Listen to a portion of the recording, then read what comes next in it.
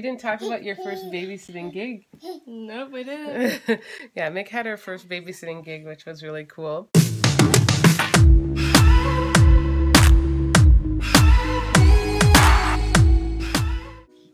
Oh, say good morning. Good morning. Good morning. Hi guys, good morning. This is what the morning looks like. I am going to wake up those other kids who are not awake. This is the morning ritual because they don't get themselves up. Good morning, time to get up. Would you like to say hi to the camera? Beep, beep, beep, say. No camera. Okay, so we can't say hi to her. Good morning, Charlotte. It's time to get up. Rise and shine and give God the glory. Children. Oh my gosh. The morning voice needs some hydration. But Charlotte, it's time to get up. Guys, I thought you guys cleaned this room. What?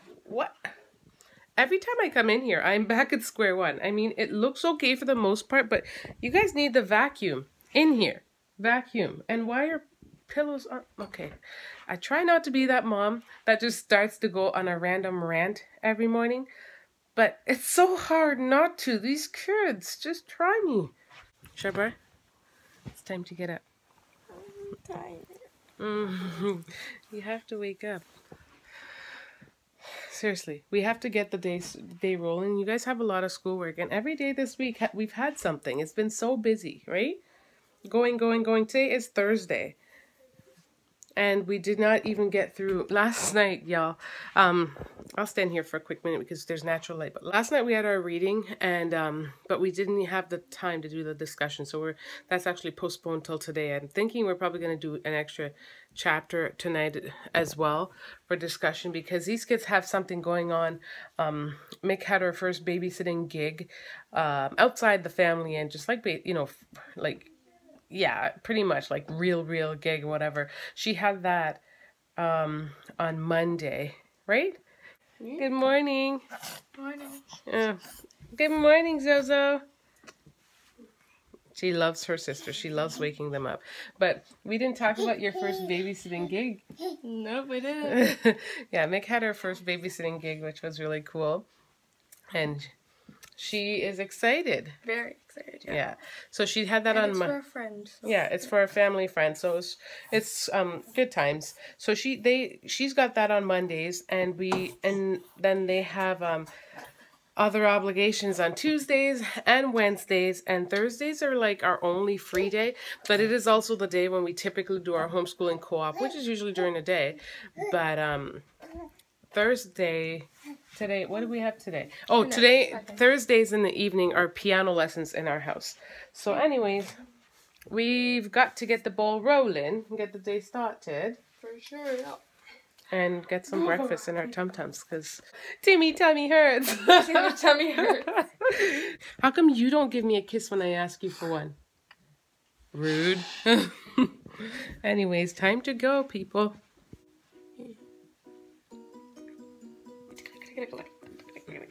She won't let go. Gotcha, I got one. Gotcha, I got you. She can go. Zoe.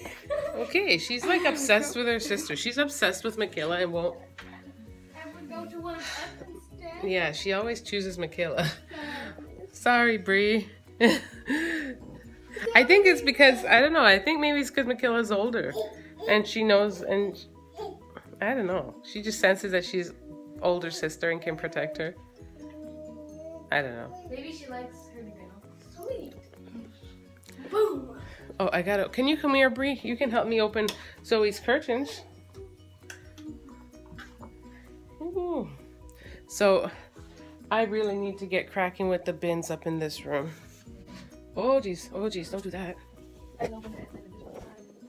Say goodbye to where you've been and tell your heart to beat again.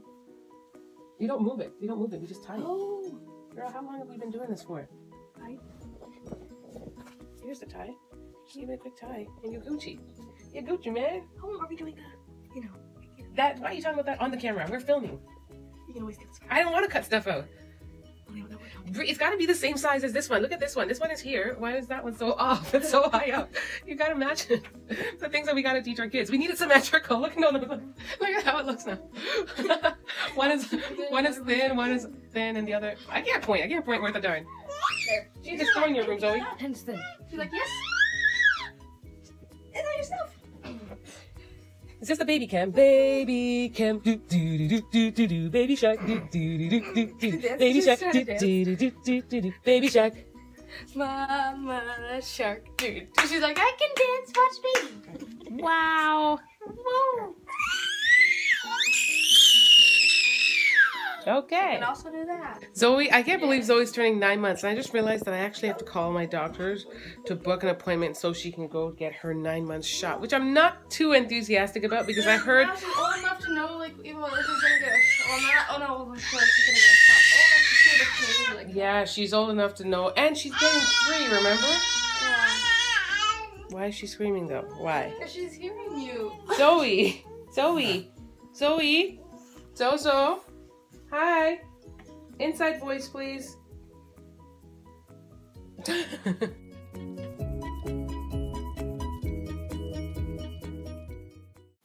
need to do my English, PE, and Spanish. Okay, so say something in Spanish that you're learning. I'm not learning nothing in Spanish. Say something in Spanish. El hipopota. Very good. No, el perro. I know what that means. It means dog. El perro. El perro. Very good. Okay. Look at her planner. Her planner is looking nice. Okay, I see you. I'm organized. Yeah. Yo veo un perro. Yo vero. Yo veo. Yo vero. Yeah. Yo veo un perro. Un perro. Yo vero un perro. That means I see one dog. I see one dog. Okay. Yo vero un perro. And Gabrielle is working over there. Guys, this is the aftermath sometimes. Oh, ignore that. So guys, so clearly I have still not finished putting myself together, but I figured I'll just put, come on here quickly and talk to you guys a little bit about yesterday's video. I just want to say a big thank you to all of you guys, all 99.9% of you guys who were like all supportive and who showed us nothing but love and who respected our decisions and understood just exactly what we were going through and what we still are going through with regards to the situation with our puppy. I get it when certain situation, when things are blatantly like a certain way, you have your opinions and you will say certain things. It's, everyone's entitled to their own opinions, but I also think, and there is our other dog drinking right now, but I also think there are people out there that just find every reason to always, throw insult. The few people who did say a couple of things, I just found it to be like kind of like ignorant comments, because you can't judge a person or judge something just based on like 5 minutes. You really don't know what we know our situation and what we went through. And I did explain the video, like I feel like they also didn't watch the entire video. They watched it to a certain degree and then they're like click, and then they feel the need to comment like, did you watch the entire video? Because if you did watch the entire video, you'd have heard what we said, because the final result, the last straw as to why we parted with that dog, was because the last 2 months of having him was a living nightmare. Kept eating the fruits from the tree and getting ill, and no one wants to clean up a dog that becomes incontinent all the time, and a dog that is ill and is constantly throwing up and pooping himself 24/7, not because this is him when he gets old, but because this is what's happened as a result of him not learning. So it was like the last straw with everything else that was going on. And when I also said he barked, I want to indicate that we went out there and we bought bark collars, guys. We bought bark collars. Oscar would just bark through them. It didn't honestly change anything. And we've tried that to the point where we felt guilty because like we didn't want this dog to be shocked anymore, because he was literally shocking himself by barking. So yes, dogs bark, but he did it excessively, and it wasn't healthy because it was starting to raise my blood pressure, just because it was this constant noise. He would bark. Like, you can't live your life in seclusion on account of a pet. A pet that you can find, you can rehome. It's not an, I don't think there's an issue with rehoming your pet, so long as you have his best interest in mind and you're not going about it in a way. We didn't go drop him off at the street corner like some people do. We didn't just leave him in a box somewhere or do something ridiculous. And we kept him for 10 years. So clearly we were willing to try to work with him and put up with the nonsense that came with him because he was our dog and we loved him. But it was not, didn't make it any easy. It's giving the example of like a mom, like I say, a teenage mom who can't afford, who became pregnant. And yes, you can say, oh my gosh, why did they become pregnant, blah, blah, blah, blah. Anyways, that's beyond the point, because at that point they are already pregnant and now they have to try to raise a child that they can't take care of. In some cases, some of those moms have opted to adopt out their child, and they do it for their child's best interest. And so with that said, is that a bad thing that they're doing? Like, to me, I find those moms to be I was explaining that I find those moms to be strong and selfless. It's not a scenario that I think it's ideal by any means. Sometimes it has to be done. And I too kind of understand like a scenario being raised by my dad and not my mom.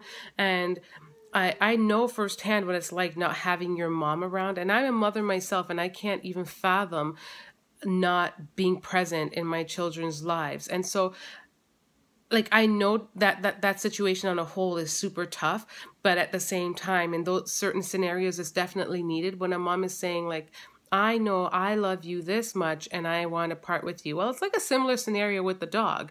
Someone also made a comment about my dog feeling rejected, and they could pick this up in our vlogs. I'm not sure what they mean.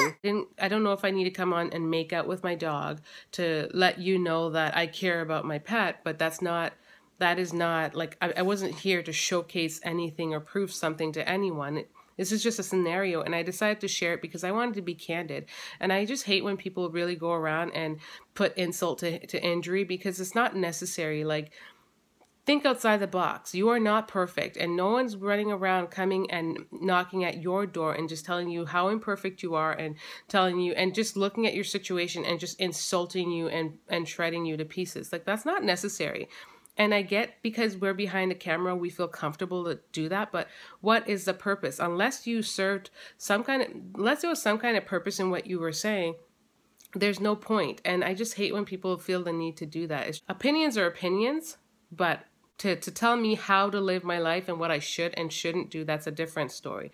So anyways, I just wanted to state that and put that out there. And I'm honestly, this is going to be the end of this conversation. I'm not going to continue to beat a dead horse, and the situation is what it is. We made that decision and we're fine with it and we're okay with it, and such is life. Like, life isn't perfect, and this is one of those scenarios where it's not perfect.